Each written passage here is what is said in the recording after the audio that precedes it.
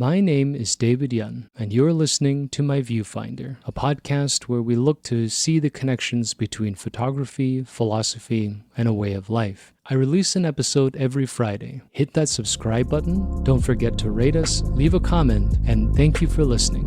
What is your favorite day of the week, and why? That's a funny one. I have no favorite day of the week, and everyone who knows me laughs at me because I'm always like, what day is it anyway? Because I'm completely freelance with everything that I do. So like for me, Monday might as well be Sunday, might as well be Tuesday. So I actually have no favorite day of the week. I will say that Monday to Friday is good for things like going hiking and going shopping because most other people are at work and not hiking and shopping. So that's good. But other than that, I don't have a specific one day. I do feel the same way. I have been unemployed for 4 years now, but I'll ask you a quick follow-up question. I mean, do you find having to sync up with friends that have a quote-unquote regular week gets a little weird sometimes? I don't have that many friends here, but it does put into context sometimes. Yeah, I'm a bit of an introvert too, so my group is small. But yeah, it definitely does. But also stuff like kids and like I live by myself. I don't have pets. So for me, it's like I can go wherever, whenever, basically. So anyone with any kind of adult concern, like a real job or dependence, yeah, it's a little more complicated to sync up for sure. Living the dream. My Viewfinder is a proud member of the Alberta Podcast Network. Locally grown, community supported. Look us up at albertapodcastnetwork.com for Alberta-based podcast content. Don't Call Me a Guru is a podcast about social media strategy from Canadian social media strategist Linda Huang. Her latest interview is with Edmonton-based artist Aja Loudon, muralist and large-scale painter. If art was made with Instagram, would it start looking like an algorithm? And is social media a tool that can be used for storytelling, perhaps to control the narrative instead of being at mercy of a third-party editor? You can check out that conversation on Linda's podcast blog, Don't Call Me a Guru.wordpress.com, or you can find her work and all of our other work here at the Alberta Podcast Network at albertapodcastnetwork.com. And, what makes it good? There's got to be bad plant art too, but is there something that makes bad it art? Is there something that makes it, personal? We don't have to make this an indictment of people or call them out by name. I don't mind that either. It'll be good drama. But I have a list right here. John, if you're listening, no, I think because I'll lump us together. We're, I think, predominantly visual people, and there are people that are not.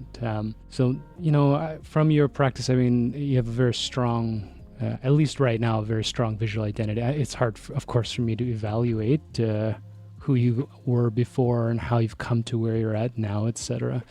But, this sort of, very, I don't know how to explain it, high contrast, very structural, sculptural, I think pieces are fascinating. The only other person in our group that I know, Rocio, does not something similar, but has been very plant-based, a little more cynical because I think all her plants are dead. But she does very vivid. Well, and her rich, plants are dead, but they're not. I mean, it's not in a cynical way, I don't think, and I speak for her, but I think for her, they're sort of just at this point in the cycle. So it's, everything is always shifting and turning, and so that's just kind of part of it. So yeah.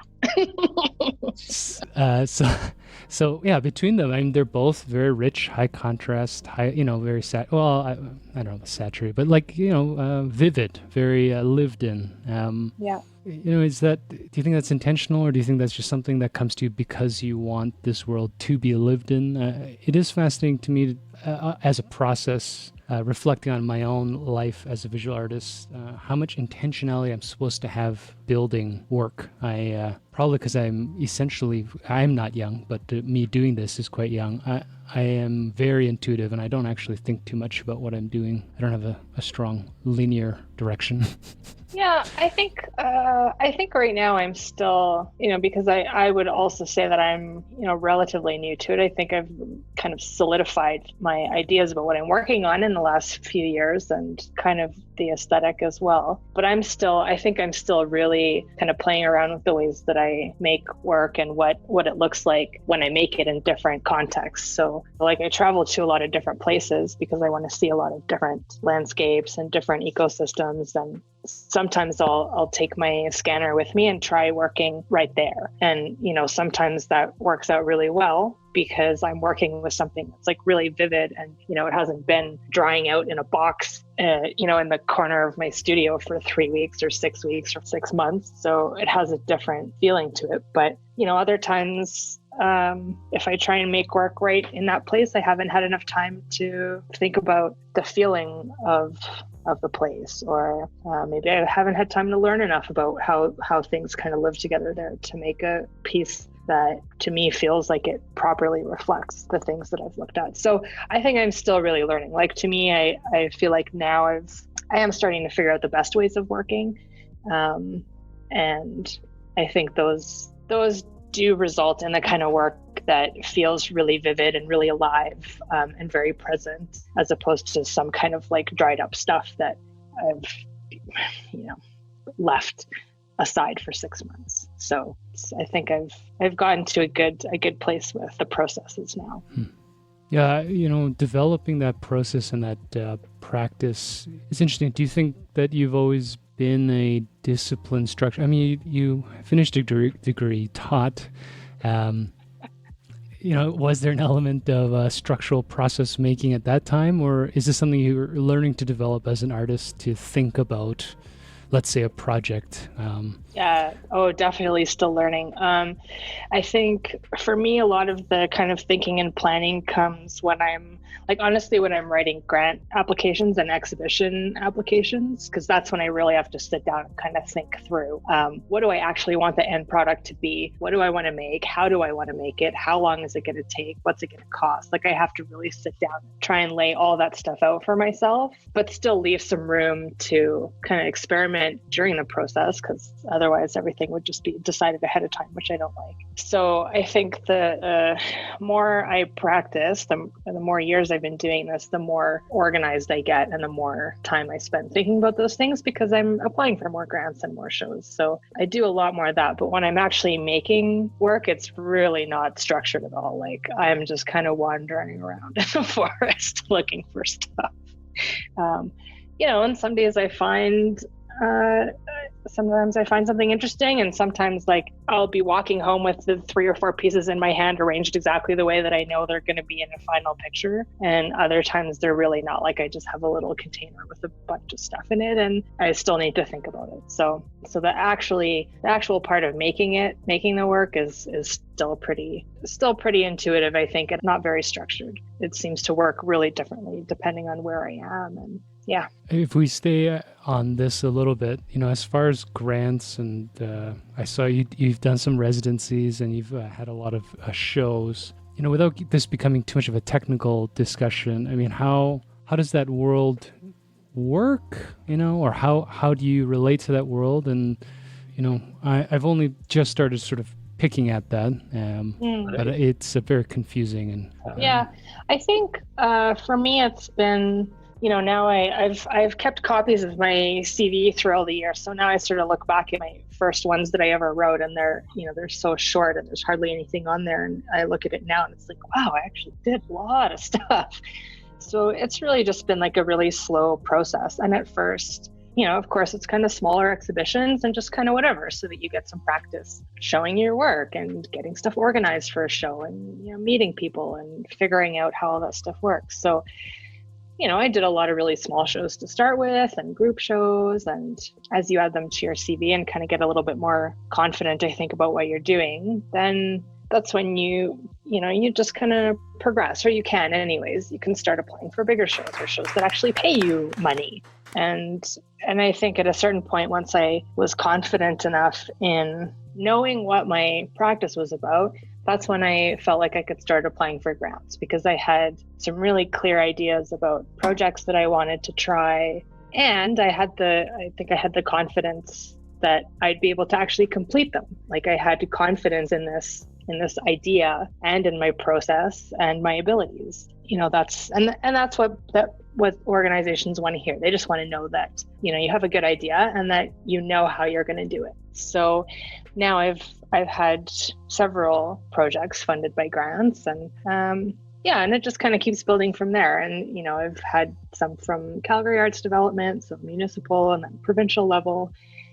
Canada Council is the one I still have to crack. I haven't gotten up to that level yet, but it's, that's one that you need more experience to get. They have maybe a bit of a higher bar or a different priority for who they're funding. So it's all just kind of working towards it, chipping away a little bit at a time. And, before you know it, here you are with a 3-page CV that you have to start editing down. So yeah, it's a long process, but it's just really adding little things at a time and just trying to get bigger and better every time you add something. This idea comes up a lot, how we use the word practice, but I think it's interesting that you talk about early shows, but I think you're implying shows in general as a way to... Yeah, I mean, I was putting on shows with my perspectives thing. So, I mean, just hanging a piece of art is its own craft, right? Yep. As a photographer, or any art, but photography in general, just because the stupid high cost of displaying it in the fine art way, learning all the nuances of making a physical object out of an image is fascinating. But I also like this idea that you're developing who you think you are as an artist through the shows, instead of having to know who you were before you had your first one. I mean, is there a reflection of what you might have displayed year one that is so far removed from what you're doing now, or has it always kind of been along a theme? No, I think a lot of stuff has changed. I think when I first started, I think I was how can I describe it? I guess maybe you're trying to fit your work to somebody else's theme a little bit more, if that makes sense. Like, if I see a call for a show that's all portraits, then I'm going to be like, okay, I'm going to go digging through this kind of vast array of work that I have made, because I'm still new, so it's not really focused, and kind of find something that fits with that. And I'll show that. And then there might be another call that's like for landscape art by women. I'll be like, okay, great. Well, I have some cool landscape photos. They have nothing to do with these portraits I showed last month, but I have these, so maybe I can show those. And I think as you go along, now I'm like, I would never apply to anything to do with portraits. Like, I'm not gonna dig around and try and find something that I shot, because it's just not, it doesn't get me closer to where I want to be going anymore. Whereas before, maybe it was like, okay, well, this is another show that I can put on my CV, so it has that advantage.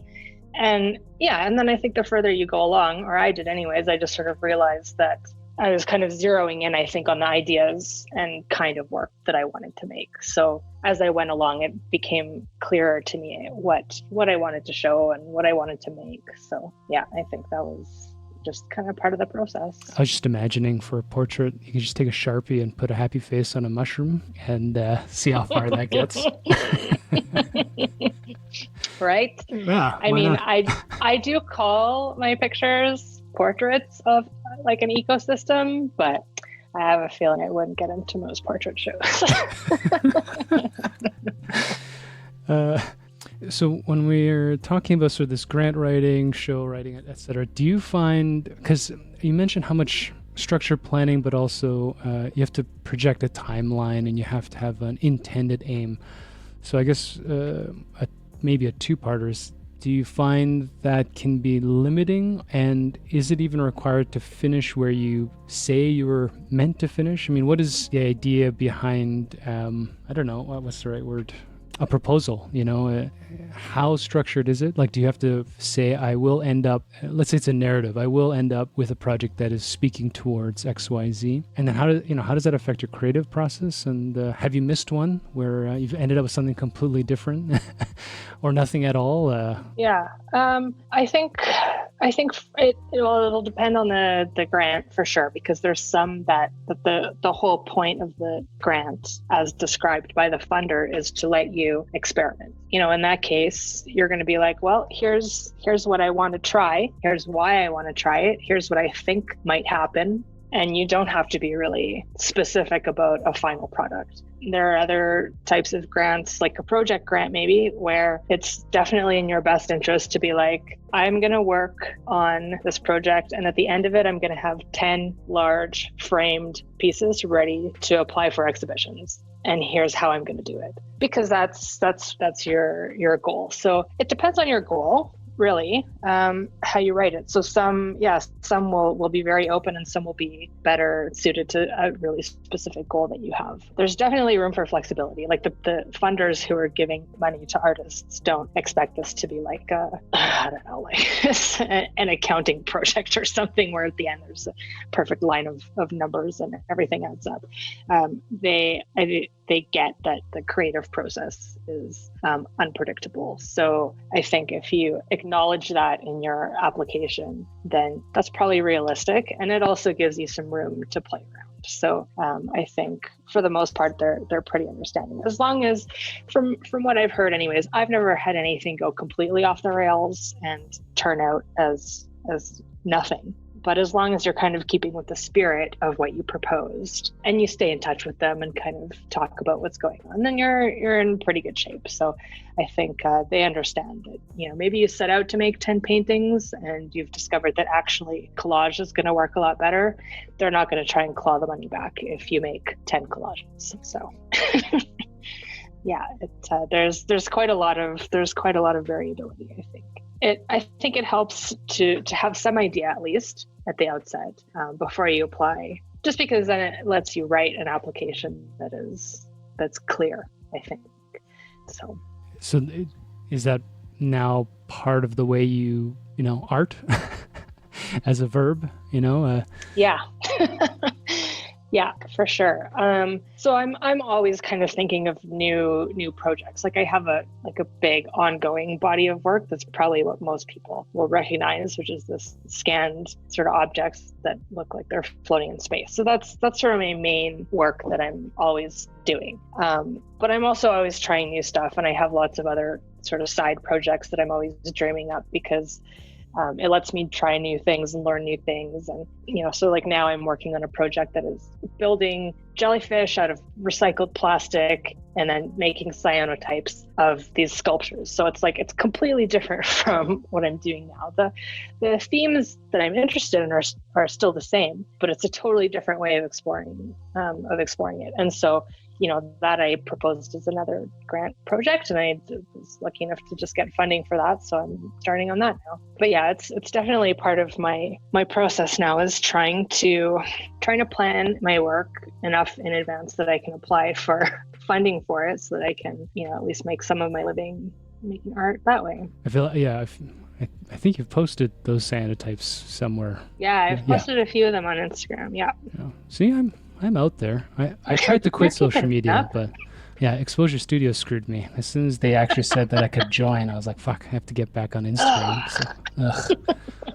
Actually, I feel kind of dirty. You know what really screwed me up is when I started this podcast, it turns out a lot of podcast people are on Twitter. Twitter's death. Twitter's the worst thing I've ever. Yeah, Twitter can be really bad. So stressed. But it can be really good. Like, honestly, I'm really deliberate about who I follow. And Twitter and Facebook is almost all arts organizations for me and artists. And that's where I find out about most of the calls for submission and exhibitions and stuff like that, and other people's exhibitions. So I'm really, really picky about who I follow. So it's not too stressful for me. I find it's a good resource, but yeah, I think the friends you keep adage is important. My problem is I have podcaster friends and they're always trying to stay woke, and it's frustrating because I get a lot of fucking American politics. American politics retweets. They're the devil. Ugh. I know. Yeah, no, it's true. It's true. We're not that far behind in Alberta. No. We'll start another podcast and just trash the Alberta government. Yeah, I don't think we have enough time. I'm in. It's just like a 24-hour live stream of ranting. That's what Twitter is. Honestly, Twitter is just, it's either Trump or Kenny. It's unbelievable. I'm starting to worry that I'm being programmed to go farther to the left because it's virulent. Very polarizing. I'll ask you this quick question, and this is kind of just a thought I had, and I don't really have any context in this because I'm not at all in the art world in Toronto. All of this stuff's happened after I moved to Calgary, but I do feel like as much as we need to work on representation with ethnicities and sexuality stuff, I do get this feeling that there's a lot of good representation with just female artists in this city anyways. So as a female artist, I mean, do you think that's an accurate thought of the sort of younger movement? I don't know who is successful at it, but yeah, I mean, my class at ACAD was almost exclusively female, so there's that. I don't know. Honestly, I haven't looked at the breakdown. I don't feel like I've been excluded from anything because I am a woman. I know that the big picture, the numbers skew towards men, and for sure there's in commercial photography, definitely feel it. I think I feel it a little bit less in the fine art side of stuff, maybe. Yeah, I don't know. I know a lot of really successful female artists, so I mean, I guess I'm probably biased. We probably tend to, band together and stick together and lean on each other. But I don't know if I have a good answer for that. I just prayed. One of our speakers, I think it's Mark Seeley, talking about the colonial lens, and my brain's been fixated on this idea of how am I perceiving the world. So like Twitter, I'm following almost exclusively left-wing people, and that's not even a thing anymore. But non-conservative, right? Not right. But they're just as cruel as what we would paint a picture of, somebody wearing a Trump supporter hat. Some of these so-called left-wing people are fucking awful. And I do find myself being pushed a lot more into that rhetoric. And so art is a fascinating thing. I don't know if there's such thing as neutrality. I mean, maybe art is not meant to be neutral at all in its outset, but it is associated with liberalism and with left, political leanings. Again, I think that's a bias too, but it's just a thought I had. You work with plants, you're female. There are tropes. I don't know.